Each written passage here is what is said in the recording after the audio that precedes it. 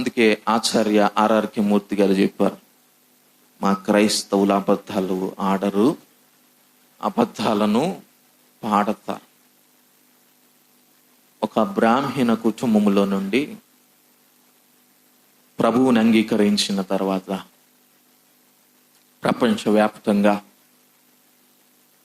ఆనాటి కాలంలోనే రేడియో ద్వారా విరివిగా వాడబడుతూ అనేక రకములైనటువంటి ప్రసంగములను ప్రజలకు అందిస్తూ ఆయన తన జీవితంలో చెప్పినటువంటి మాట, ఒక క్రైస్తవుని జీవితం ఎలా ఉంటుంది, ఎలా కొనసాగించబడుతుంది అంటే అబద్ధాలతో కూడినటువంటి పాటలు. ఇదేంటి పాస్టర్ గారు, ఏదో మీరు పాడారని మేము పాడాం కానీ మాకు సంబంధం ఏంటి దీంట్లో? ఏదో మీతో ఏకీభవించాలి, ఏకీభవించకపోతే అది కూడా ఒక తంటే అని ఏకీభవించాం అని అంటారా? లేకపోతే రేపటి నుండి అయినా 3 పూటలు తిన్నట్టుగానే ఏం చేయాలా? 3 పూటలు తిన్నట్టుగానే 3 పూటలు ప్రార్థన చేయాలి. వీలైతే 4 పూటలు, 5 పూటలు, 6 పూటలు తినాలా, ప్రార్థన చేయాలా? మన పిల్లలు సరిగ్గా చదువుకోకపోతే, ఇచ్చిన హోంవర్క్ చేయకపోతే, మనం చెప్పిన మాట వినకపోతే మనకు వెంటనే అనిపిస్తుంది, వీడికి భోజనం పెట్టడం మానే. తండ్రులు చెప్తారు తల్లులతో, బిడ్డల యొక్క తల్లిదండ్రులు ఆలోచన చేసి వీడికి ఒక రోజు భోజనం పెట్టడం మానేస్తే వీడి దారిలోకి వస్తారు. ఈరోజు మనం ప్రార్థన జీవితాన్ని, ప్రార్థన అనుభవాన్ని మనం కలిగి ఉండకపోతే మనం ఎదుర్కొంటున్నటువంటి శ్రమలను ఎలా అధిగమించగలం? చాలాసార్లు క్రైస్తవునికి ఉండేటువంటి అలవాటు ఏమిటో తెలుసా? మనకు మనముగా ప్రార్థన చేయంగానే ప్రార్థించండి అనే సందేశాన్ని ఇస్తామంట. ఏం చేస్తామంట? ఇప్పుడు చాలా సంఘాలలో ప్రార్థన టవర్, ప్రార్థన గ్రూపులు ఎక్కడొచ్చేసాయి? ప్రార్థన గుంపులు వచ్చాయి. వారు ప్రతి ఇంటికి కాల్ చేస్తారు, ఫోన్ చేసి మీకు ఏమైనా సమస్య ఉంటే మీ కొరకు మేము ఏం చేస్తాం? ప్రార్థన చేస్తాం. ఎందుకు? మీరు చలిగా ఉంది, వర్షంగా ఉంది, దుప్పటి కప్పుకొని మీరు ఏం చేయాలా? పడుకోండి, మీ కొరకు మేము ఏం చేస్తాం? ప్రార్థన చేస్తాం అని ప్రార్థనా గుంపులు వచ్చాయి. కానీ ఒక క్రైస్తవునిగా మనము స్థిరపరచబడిన తర్వాత ఖచ్చితంగా ప్రతి ఒక్కరూ కూడా వారికి వారు ప్రార్థించుకోగలిగినటువంటి సామర్థ్యత కలిగి ఉండాలి. పురుషులైనా, స్త్రీలైనా, పిల్లలైనా, పెద్దవారైనా, వృద్ధులైనా, ముసలివారైనా, ఆరోగ్యం ఉన్నవారైనా, ఆరోగ్యం లేనివారైనా, ఎవరైనప్పటికీ వారికి వారు ప్రార్థించుకోగలిగినటువంటి సామర్థ్యత ఉన్నప్పుడు, ఒకవేళ అపవాది నిన్ను గలిబిలి చేస్తున్నటువంటి విధానము, అంధకార శక్తుల చేత నీవు పీడించబడుతున్నటువంటి విధానము నీకున్నప్పటికీ, ఈ ప్రార్థన అనేటువంటి ఆయుధం ఏం చేస్తుందంటే నీకు కావలిగా ఉండి నిన్ను అనేక రకములుగా ముందుకు నడిపించడానికి ఈ ప్రార్థన నీకు సామర్థ్యత ఇస్తుంది. నమ్మిన వారందరూ చప్పట్లు కొట్టి దేవుని నామమును స్తుతించుదాం. ప్రార్థన అనుభవాన్ని మనం కలిగి ఉండాలి. ఎందుకు ఈ మాటలు చెప్తున్నానంటే, ఆది కాలములో ఆదిమ సంఘము, ఎక్లీసియా అనేటువంటి మాటను అక్కడ ఉపయోగించాడు. క్రీస్తు అనేటువంటి బండ మీద ఆ సంఘము కట్టబడింది. పేతురుతో అంటారు ఆయన, నేను ఈ బండ మీద నా సంఘమును కట్టుదును, పాతాళ ద్వారములు దాని ఎదుట నిలువనేరవు అని సంఘాన్ని స్థాపించినటువంటి విధానం మనం చూస్తున్నప్పుడు అక్కడ వాడబడుతున్నటువంటి పదం ఏమిటంటే ఎక్లీసియా. ఈ సంఘము కూడా ప్రారంభించబడింది అంటే అనేక మంది భక్తుల యొక్క ప్రార్థనలో ఈ సంఘం ప్రారంభించబడింది.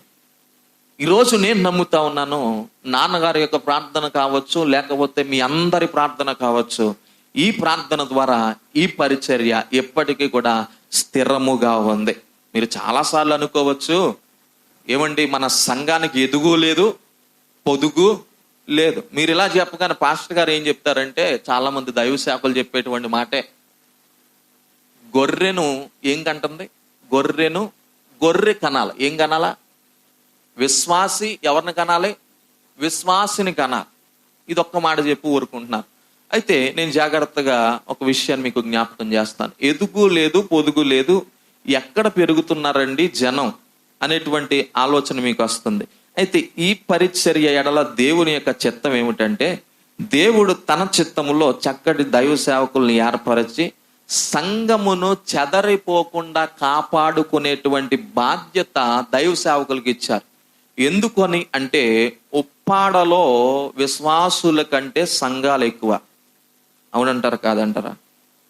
విశ్వాసుల కంటే సంఘాలు ఎక్కువ. ఈ సంఘాన్ని కాపాడుకోవడం అనేది చాలా, చెప్పండి, చాలా కష్టతరం, చాలా కష్టతరం. ఇన్ని పరిచర్యలు ఏర్పడిన తర్వాత సంఘములోనికి చేర్చబడినటువంటి విశ్వాస ఎడల దైవ సేవకుని యొక్క చింత ఏ విధముగా తన జీవితంలో ఏలుబడి చేయకూడదు.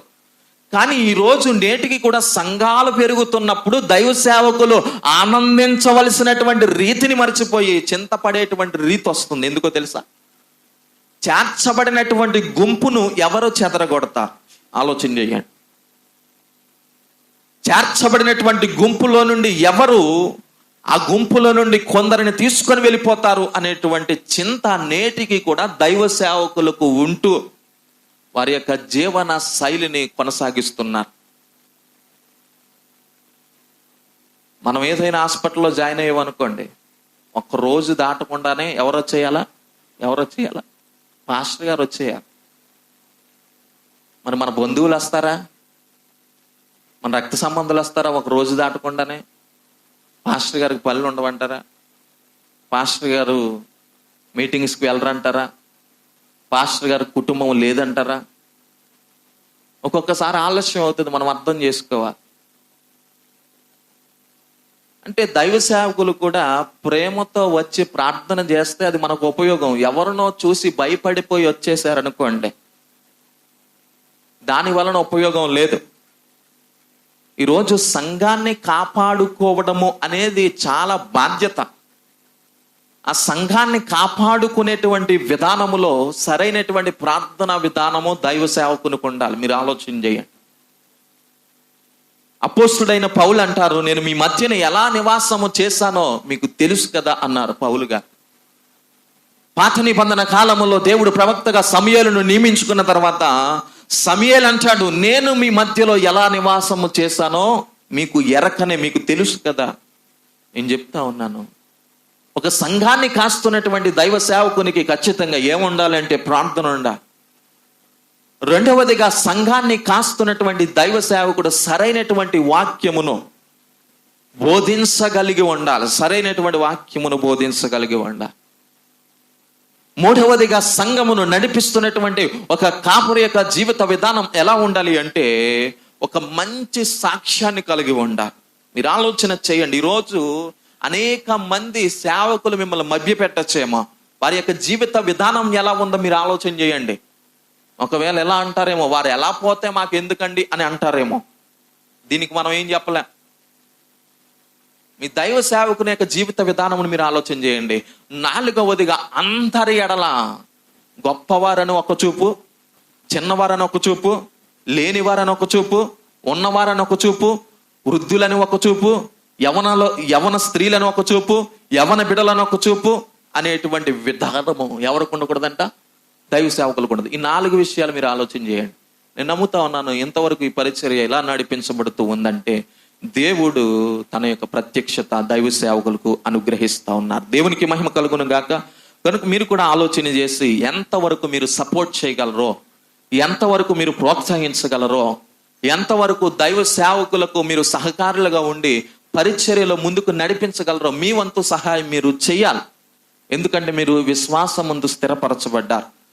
ఎవరైనా ఒకవేళ లోకములో ఉన్నవారు ఈ పరిచర్యను కానీ దైవ సేవకులను కానీ పరిచర్యలో వాడబడుతున్నటువంటి సంఘ పెద్దలు కావచ్చు, సువార్థికులు కావచ్చు, సువార్థములు కావచ్చు, వారిని సహితము నిందించినప్పటికీ మీరు వారికి ఏం చెప్పాలి అంటే సరైనటువంటి విధానములు వారికి బోధిస్తూ నేర్పిస్తూ వారిని కట్టేటువంటి విధానమును మీరు అలవర్చుకోవాలి. అప్పటికి ఏదో ఒక చిన్న అగ్గినిప్పు అక్కడ అంటించబడిన తర్వాత మనం తీసుకొని వెళ్ళి మనం ఏం చేస్తామంటే ఒక పెట్రోల్ పోసి మరలా ఏం చేస్తాం, వెలిగించేస్తాం. నిజమే పాస్టర్ గారు అంతే అమ్మా అన్నాం అనుకోండి, ఏమైపోతుంది? నిజమే అమ్మా ఆ సువార్తమ్మ అందరింటికి వెళ్తుంది కానీ మా ఇంటికి రా అని మనం చెప్పేవానికి ఏమైపోద్ది? నిజమే అయ్యా ఆ యొక్క సంఘ పెద్ద అందరింటికి వెళ్తాడు, మా ఇంటికి ఆయనకున్న కష్టాలు మనకి ఏం తెలుసు? సరిదిద్దేటువంటి విధానం మనకు ఉండాలి. సంఘముగా సంఘమును ప్రోత్సహించడం. నేను చెప్తున్నాను, జాగ్రత్తగా ఆలోచన చేయండి. ఒకవేళ ఎప్పుడైనా మనము సంఘములో ఎదుగు పొదుగు లేదు అనేటువంటి మాట కొంతమంది మాట్లాడతారు చూడండి, నేను అంటున్నాను, ఇది రాసి పెట్టుకోండి. ఎవరైతే ఆ మాట అన్నారో వారి వలనే ఎదుగు పొదుగు లేదో. ఎంతమందికి అర్థమైంది ఈ మాట? ఎంతమందికి అర్థమైంది? ఎవరు వచ్చారా అని ఎవరైనా మీతో అన్నారనుకోండి, వాళ్ళే పొలలు పెడుతున్నారని ఆలోచన చేయండి. మీరు వీలైనంత మట్టుకు మనం ప్రోత్సహిద్దాం, ఇతరులను తీసుకురావడానికి ప్రయత్నం చేద్దాం, సంఘములో కూర్చోబెట్టడానికి ప్రయత్నం చేద్దాం. ఇంతకీ మన వల్ల కాకపోతే యేసయ్యను పరిచయం చేసి ఒక్కసారి దేవుని వాక్యం వినండి అని చెప్పండి. అన్యులైతే క్రిస్మస్కి పిలండి, ఉపవాస ప్రార్థనలకు పిలండి. ఎక్కడ స్నాక్స్ మనకే మిగల వాళ్ళకేం పెడతారని అనుకోకండి. వాళ్ళని పిలిచి కూర్చోబెట్టండి. వారు ఏదైనా పెళ్లికి పిలిస్తే మనం వెళ్ళాలి, వారు ఏదైనా కార్యక్రమాలకు పిలిస్తే మనం వెళ్ళి భోజనం చేసి రావాలి. మన యొక్క విందులకు కార్యక్రమాలకు వారిని తీసుకొని రావాలి. తీసుకొని వచ్చిన తర్వాత అక్కడ బలమైనటువంటి వాక్కు వారిని బలముగా దర్శిస్తుంది. దేవునికి మహిమ కలుగునుగాక. ఇది ఆదిమ కాలములో సంఘము ప్రారంభించబడిన తర్వాత సంఘమంతా కూడా చేసినటువంటి పని ఇది. దైవ సేవకులు బోధించేవారంట, ఒక విశ్వాసి వెళ్ళి మరొక ఇద్దరు విశ్వాసులు తీసుకొని వచ్చేవాడంట. దైవ సేవకుడు దేవుని యొక్క వాక్యమును అందించేవాడంట, రొట్టె విరిచేవాడంట. ఇలా దైవ సేవకులు వారి యొక్క పని వారు చేస్తున్నప్పుడు సంఘమంతా కూడా సంఘమును ఎలా అభివృద్ధి చేయాలి, సంఘము యొక్క సంఖ్య ఎలా విస్తరించబడాలి అనేటువంటి ఆలోచనతో వీరు పునాదిగా కట్టబడిన వారు కొన్ని ప్రాంతాలకు చెదిరిపోయారు. జాగ్రత్తగా ఆలోచన చేయండి. క్రైస్తవ్యము అంత సులభముగా ఆచరణలోనికి రాలేదు. సంఘము ఎందుకు అంత త్వరగా వ్యాపించింది అంటే శ్రమల్లోనే వ్యాపించింది.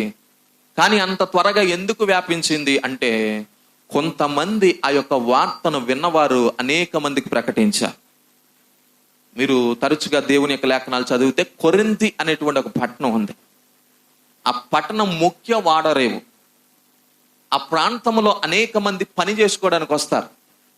ఇప్పుడు మనకు కూడా ఒక వాడరేవు ఉందండి, ఆర్బర్ అని చెప్తాం. ఏటి దగ్గర, ఏం దగ్గర, అక్కడ చేపలను వీళ్ళు అమ్ముతారు, కొంటారు. కొంత బిజినెస్ జరుగుతుంది. టీ అమ్ముకున్న వాడికి అక్కడ ఏముంటుందండి, బిజినెస్ ఉంటుంది.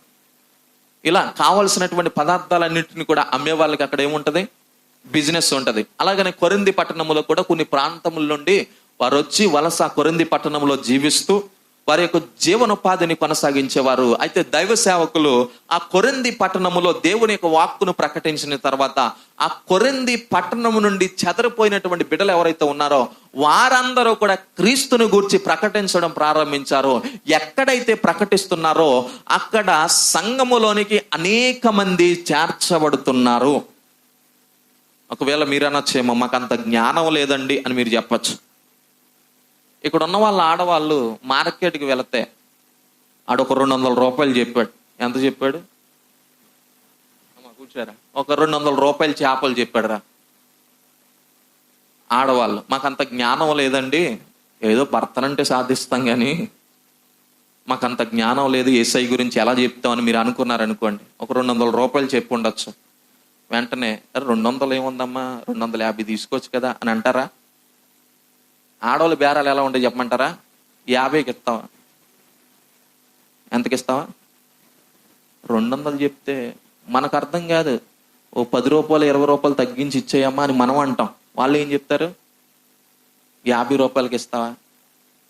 అదే 50 రూపాయలకి మనం అడిగామనుకోండి, మన తల తీసి ఎక్కడ పెట్టుకోవాలో. అందుకే నేను ఎప్పుడైనా మార్కెట్కి వెళ్ళాను అనుకోండి, మన వాళ్ళు ఎవరు వస్తారా అని బండి మీద అలా చూస్తూ ఉంటారు. వస్తారు, ఎవరో ఒకరు వస్తారు. ఎందుకంటే నేను నమ్ముతున్నాను మన సంఘం పెద్దది. దేవునికి మహిమ కలుగును గాక. ఎవరో ఒకరు వస్తారు, వాళ్ళ చేతిలో ఎంతో కొంత పెట్టి చేపలు తీసుకోమని చెప్తాను. మరి అక్కడ అంత బాగా బేరం ఆడతాం. సరే, పాస్టర్ గారు ఎక్కడికి వచ్చినా చీరల దగ్గర రాకుండా వదలరు కదా, అక్కడికి వస్తా. చీరల షాప్కి వెళ్ళారు, 3,000 చెప్పాడు.